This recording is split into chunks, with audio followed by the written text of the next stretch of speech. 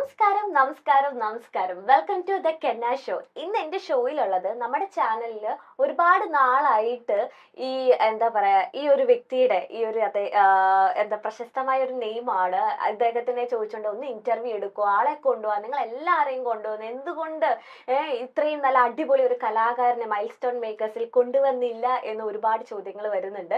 ഞങ്ങൾ ആക്ച്വലി ഇദ്ദേഹത്തെ ഒരുപാട് കോണ്ടാക്ട് ചെയ്തു, പക്ഷെ ഇക്കയുടെ തിരക്കുകളൊക്കെ മൂലം ഇപ്പോ 2026 അങ്ങനെ നമുക്ക് ഇക്കനെ കിട്ടിയിരിക്കുകയാണ്. നമ്മുടെ ഇവരുടെയും എന്താ പറയാ 90s കാലഘട്ടത്തില് ആൽബം സോങ്സ് ഭരിച്ചുകൊണ്ടിരുന്ന ഒരു രാജാവാണ് ഇപ്പൊ എന്റെ മുന്നിൽ ഇരിക്കുന്നത്. നമ്മുടെ ഏവരെയും പ്രിയപ്പെട്ട കൊല്ലം ഷാഫി. നമസ്കാരം ഇക്ക, വെൽക്കം ടു ദ ഷോ. ഇക്ക ലാസ്റ്റ് അങ്ങനെ മൈൽ സ്റ്റോൺ മേക്കേഴ്സിൽ വന്നു. ഞങ്ങൾക്ക് ഒരുപാട് DMs ഒക്കെ വരാറുണ്ട്, ലൈക്ക് മ്യൂസീഷ്യൻസ് റിലേറ്റഡ് ഇന്റർവ്യൂസ് എടുക്കുമ്പോൾ എന്തുകൊണ്ട് കൊല്ലം ഷാഫിനെ വിളിക്കുന്നില്ല, ഇക്കനെ കൊണ്ടുവരൂ മലബാർ സൈഡിൽ നിന്നും അല്ലെങ്കിൽ നമ്മുടെ കൊച്ചിയിൽ നിന്നും ഒക്കെ.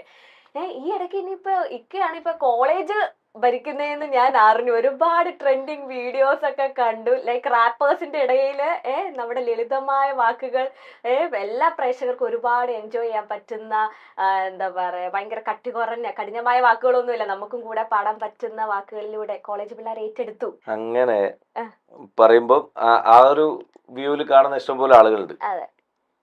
എന്നെ സംബന്ധിച്ചിടത്തോളം നമ്മള് തുടക്കത്തില് എന്താണോ കോളേജുകൾ പോലത്തെ ഒരു പ്ലാറ്റ്ഫോം കിട്ടുമ്പോൾ ചെയ്യുന്നത് അതന്നെ ഇന്നും ചെയ്തുകൊണ്ടിരിക്കുന്നത്. അപ്പോ സോഷ്യൽ മീഡിയ ഇല്ലാത്ത കാലത്ത് അങ്ങനെ പോയി അത് പ്രചരിപ്പിക്കാൻ ആരുമില്ല. ചെറിയ ചെറിയ വീഡിയോസ് ഒക്കെ ഇപ്പോഴും ഇന്നലെയൊക്കെ ആരോ എടുത്തിരുന്നുണ്ട്. അന്നത്തെ കോളേജിലത്തെ വീഡിയോ ക്യാമറ വെച്ചെടുത്തിട്ടുള്ള സാധനമൊക്കെ സോഷ്യൽ മീഡിയയിലല്ലോ. പിന്നത്തെ കാര്യം എന്ന് പറയുന്നത് ഇത് ഞാൻ 2024, 2025, 2023 ഒക്കെ പോയിട്ടുള്ള കോളേജുകളിൽ ഇതേ ഓളമുണ്ട്. പക്ഷെ അതായത് ആ പിള്ളേര് വൈബാണ്, നമ്മൾ വൈബാണെന്നല്ല പറയുന്നത്. ആ പിള്ളേർ അടിപൊളിയാണ്. അപ്പൊ അവര് എന്ത് ചെയ്തിട്ടില്ല എന്ന് പറഞ്ഞാൽ ഇതിനെ അധികമായിട്ട് ഇങ്ങനെ പ്രചരിപ്പിക്കുക ഒന്നും ചെയ്തിട്ടില്ല. സോഷ്യൽ മീഡിയ അവരവരുടെ അക്കൗണ്ടിൽ ജസ്റ്റ് ഒന്ന് പോസ്റ്റ് ചെയ്യുന്നതല്ലാതെ ഈ പിള്ളേർ എന്ന് പറഞ്ഞാൽ ഞാനവിടെ ചെന്നിറങ്ങിയ സമയം മുതലേ അവര് നമ്മക്കിങ്ങനെ തിരികൊളുത്തുന്നുണ്ട്. പിന്നെ നമ്മളെ കൂടെ നിന്ന് കത്തല്ലാതെ വേറെ രക്ഷയില്ല. അപ്പോ അവരുടെ ആ എനർജിയാണ് എന്നെ സംബന്ധിച്ചിടത്തോളം എനിക്കും കൂടെ കുറച്ച് എനർജറ്റിക് ആയിട്ട് കുറച്ച് ചെയ്യാൻ വേണ്ടി പറ്റിയ. പിന്നെ അത് മനോഹരമായിട്ട് ഷൂട്ട് ചെയ്യാനും എഡിറ്റ് ചെയ്യാനും സോഷ്യൽ മീഡിയയിൽ എങ്ങനെ ഉപയോഗിക്കണം എന്ന് അറിയുന്ന പിള്ളേർ അതിനകത്തുണ്ട്. അതിന്റെ ഒരു കാരണം കൊണ്ട് അതങ്ങനെ ഒരു ചർച്ച പോലെ പോയി എന്നുള്ളൂ. എനിക്ക് തോന്നുന്നു ഇക്കയുടെ വിജയ് എന്ന് പറഞ്ഞിട്ടുണ്ടെങ്കിൽ വിജയം എന്ന് പറഞ്ഞിട്ടുണ്ടെങ്കിൽ റിപ്പീറ്റ് മോഡായിട്ടാണ് ഇക്കയുടെ ഓരോ പാട്ടുകളും നമ്മൾ കേട്ടോണ്ടിരിക്കുന്നത്. ചില സമയത്ത് നമ്മളിങ്ങനെ കാറി പോകുമ്പോൾ ബോറടിച്ചാൽ ഇപ്പോഴും ഞങ്ങളും കേട്ടിട്ടുണ്ട് ഇക്കയുടെ ഒരുപാട് പാട്ടുകൾ. നല്ല രസം, ഒരു വൈബാണ് നമുക്ക് കാറിൽ പോകുമ്പോൾ, അല്ലെങ്കിൽ ഗെറ്റ് ടുഗദർ ആയിക്കോട്ടെ, നമ്മുടെ ഫാമിലി ഫംഗ്ഷൻ ആയിക്കോട്ടെ, ഇപ്പൊ ഇക്കയുടെ വിരഹ പ്രണയം ആയിക്കോട്ടെ, എല്ലാം എൻജോയ് ചെയ്യാൻ പറ്റുന്നതാണ്. അതാണ് ഇക്കയുടെ ഏറ്റവും വിജയം. കാരണം ഇപ്പൊ ഇക്കയ്ക്ക് കോളേജിൽ തന്നെ പോകുമ്പോൾ അറിയാൻ പറ്റും പിള്ളേരുടെ ചുണ്ടുകളിൽ ആ വരികൾ ഉണ്ടാവും. അതെ, ബൈഹാർട്ടാണ്. അതെ അതെ, അതൊരു ഇക്കയുടെ ഒരു ഭയങ്കര ഒരു വിജയമായിട്ടാണ്. ഒരു കാര്യം ഞാൻ നേരത്തെ പറഞ്ഞെടുത്ത് തന്നെ നമുക്കൊന്നും കൂടെ പറയാനുള്ളത്, അതായത് ഞാൻ ജീവിച്ചു വളർന്ന സാഹചര്യം എല്ലാവർക്കും പല ഹാർഡ് വർക്ക് ചെയ്ത് ഡെഡിക്കേറ്റഡ് ആയി വന്നിട്ടുള്ള നിലനിൽക്കുന്ന ജനങ്ങൾക്ക് പ്രിയപ്പെട്ട എല്ലാ ആൾക്കാർക്കും പറയാനുള്ളത് പോലെ തന്നെ വളരെ കഷ്ടപ്പാടിൽ നിന്ന് വന്നൊരു മനുഷ്യനെയാണ്. നമുക്കൊരു ഈ പറഞ്ഞ മാതിരി നെപ്പോ കിഡ്സ് പരിപാടി ഒന്നുമില്ല. നമുക്ക് മുമ്പേ നമ്മളെ ബാപ്പ ഭയങ്കര പിന്നെ നടനായിരുന്നു, സംഗീതജ്ഞനായിരുന്നു, അല്ലെങ്കിൽ പാട്ടുകാരനായിരുന്നു, അതൊന്നും അവകാശപ്പെടാനില്ല. നമ്മള് ഈ വരി പഴുപ്പിന് വേണ്ടി ജീവിതം നിലനിർത്താൻ വേണ്ടി അന്ന് അതൊരു പാഷനായിട്ട് കൊണ്ട് സ്വപ്നം കണ്ടുകൊണ്ടും ഇത്രേ പോകുന്ന കഴിവിനെ വലുതാക്കാൻ ഹാർഡ് വർക്ക് ചെയ്ത് കഷ്ടപ്പെട്ട് വരികയാണ്. അപ്പൊ നമ്മള് മനുഷ്യന്മാർക്ക് വേണ്ടി, അതായത് മനുഷ്യന്റെ ഈ സാധാരണക്കാരന് അനുഭവിക്കുന്ന കാര്യങ്ങൾക്ക് വേണ്ടി പാട്ട് എഴുതണം എന്നെനിക്ക് തോന്നി. ഒരു ഉദാഹരണം പറയാം. പാട്ടായ കഥ എന്ന് പറഞ്ഞിട്ട് ഞാൻ എന്റെ ചാനലിൽ ഒരു സാധനം ചെയ്യാറുണ്ട്. ഒരു എപ്പിസോഡ് ചെയ്തിട്ടുള്ളൂ, ഇനി ചെയ്യാനുണ്ട്. അപ്പൊ അതിനകത്ത് ഞാൻ പറഞ്ഞേ, ഇപ്പം നിന്നെ എനിക്ക് ഇഷ്ടമാണ് ദിൽറുബ എന്ന് പറഞ്ഞൊരു പാട്ടുണ്ട്. എൻ്റെ അടുത്ത് എൻ്റെ ചങ്ങായി പറയും, ഭയങ്കര സങ്കടകരമായി പറയാടാ, 3-4 ദിവസമായി ഞാൻ ബസ് സ്റ്റോപ്പിൻ്റെ അടുത്ത് പോയി നിന്നിട്ട് ഇടക്ക് അവളിന്റെ ഓട്ടോറിക്ഷ കയറലുണ്ട്. എന്റെ കൂടെ ഓട്ടോറിക്ഷ ഓടിച്ചാണ്, ഞാൻ പേര് പറയുന്നില്ല, അവന് മനസ്സിലാവും. അപ്പോ അവൻ അവളെ തന്നെ കെട്ടിയേ, അതും കൂടെ പറഞ്ഞുതരാം. അപ്പൊ നമ്മക്കാ കിട്ടാത്തുള്ളൂ.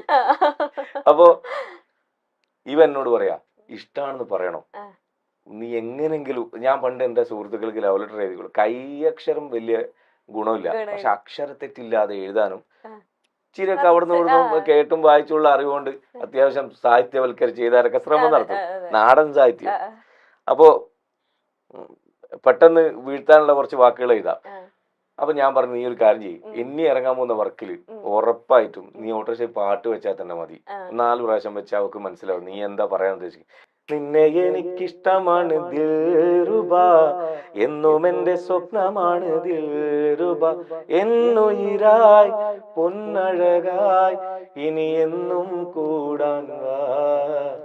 അനുപല്ലവി, നീ വരും വഴിയിൽ നിഴൽ പോലെ വന്നു ഞാൻ, തേൻമൊഴി കേൾക്കാൻ കാതോർത്ത് നിന്നു ഞാൻ, എന്റെ കുഞ്ഞിക്കിളി കൊഞ്ചും മഞ്ഞക്കിളി, എന്നെ കണ്ടില്ലെന്ന് നടിക്കല്ലേ, വിങ്ങും നെഞ്ചിനുള്ളിലെ പൊങ്ങും സ്നേഹത്തിരകൾ നിന്നെ പുണരുവാൻ കൊതിക്കുന്നു, എന്റെ റാണിയായി നിറസ്നേഹമായി പ്രിയമായി വരുമോ നീ.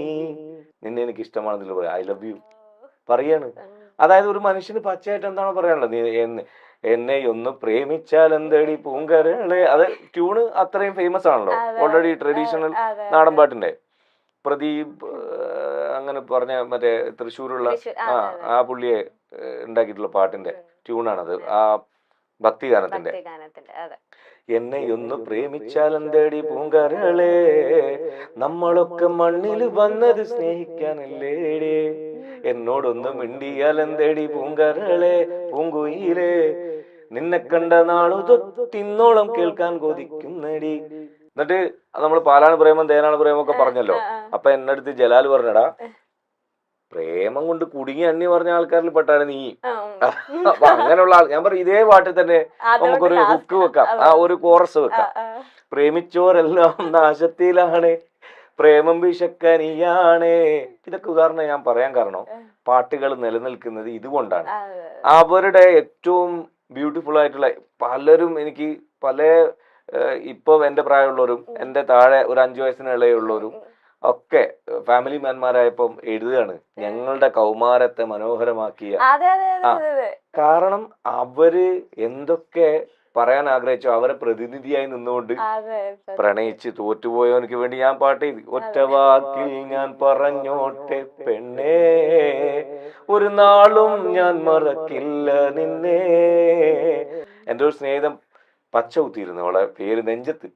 ഞാൻ കൊറേ ദിവസം ഇങ്ങനെയൊക്കെ നടന്നേ. അപ്പോ പച്ചമഷി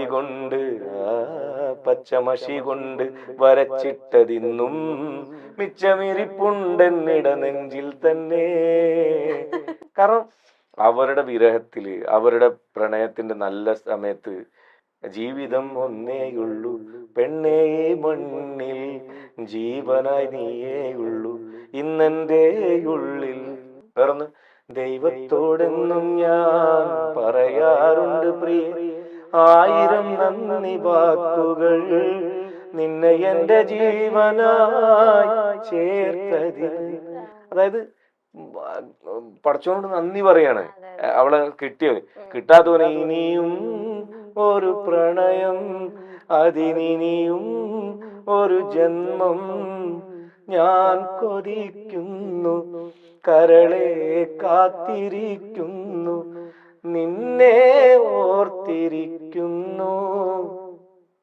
അനുരാഗ നാളുകളിൽ ആദ്യത്തെ കുളിർമഴയിൽ നാവന്നു നനഞ്ഞു നിന്നില്ലേ, തമ്മിൽ പിരിയാതെ പുണർന്നു നിന്നില്ലേ അഴകേ, ഇനി ആ സംഗമം ഏതു ജന്മത്തിൽ. ഇനി പ്രവാസ ലോകത്തേക്ക് പോയവന്, ഞാൻ ഇന്നും ഗൾഫിലാണളിയ, ഈ ഗാനം മൂളി ഞാൻ ഇന്നീ നാട്ടിലാണളിയ, ഈ ഭാരം പേറി ഞാൻ ഇന്നീ കൂട്ടിലാണളിയ. ഇവൻ ഉരുകിയെരിയും ഒരു കനല്, ഇതളുതിർന്നു പഴകിയൊരു മലര്, ഇനി ഇതിലെ എവിടെയൊരു തണല്, ഇണതുണയിലരികിലൊരു നിഴല്. കാണുന്നോർക്കൊരു കൗതുകമില്ല കഥയാട്ടം പോലെ, കാണാതാരോ ചരട് വലിക്കും വിളയാട്ടം പോലെ. കാലങ്ങൾ ഒരുപാട് കൊഴിഞ്ഞു പോയി കൊഴിഞ്ഞു പോയി, നാട്ടിൽ പല പെരുന്നാളും കഴിഞ്ഞു പോയി കഴിഞ്ഞു പോയി, ഞാൻ ഇന്നും ഗൾഫിലാണളിയ. ഈ ഗാനം മൂളി ഞാൻ അനുഭവിച്ചിട്ടുള്ളതാണ്. എന്നിട്ട് അവർക്ക് വേണ്ടി പ്രാർത്ഥന.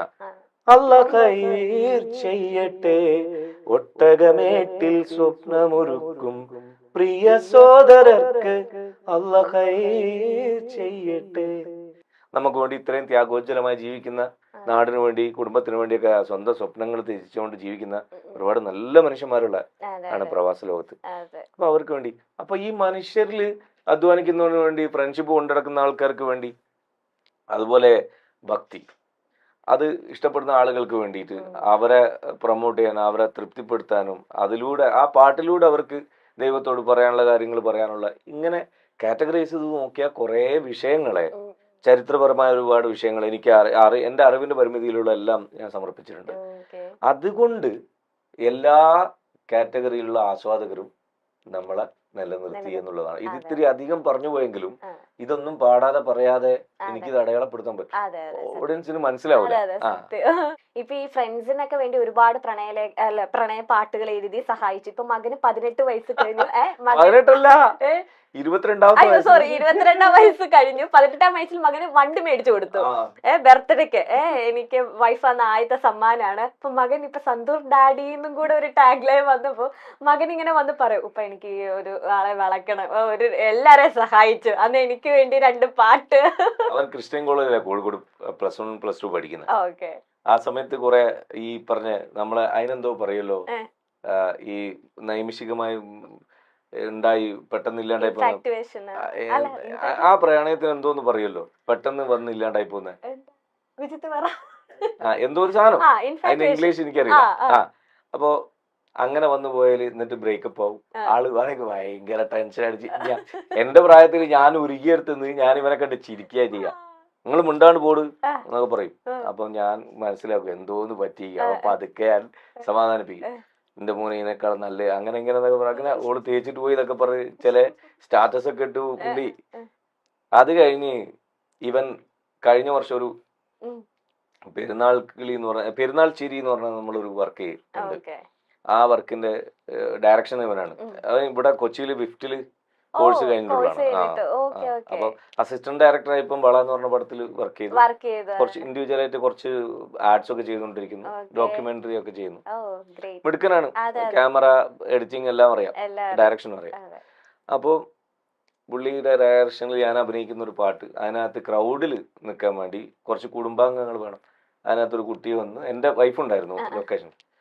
ഇവള് പെട്ടെന്ന് നോക്കിയിട്ട് നമ്മള് മോന് ആ കുട്ടീനെ ആലോചിച്ച്, ഞാൻ പറഞ്ഞ അത് എത്ര പഠിക്കുന്നതെന്നും കൂടി ഞാനറിയാം, നിനക്ക് എന്താണ്. അപ്പം ഷൂട്ടൊക്കെ കഴിഞ്ഞ് ഇവളിത് സീരിയസ് ആയിട്ട് എടുത്ത് അവരെ വീട്ടുകാരോട് സംസാരിച്ചു. അതങ്ങനെ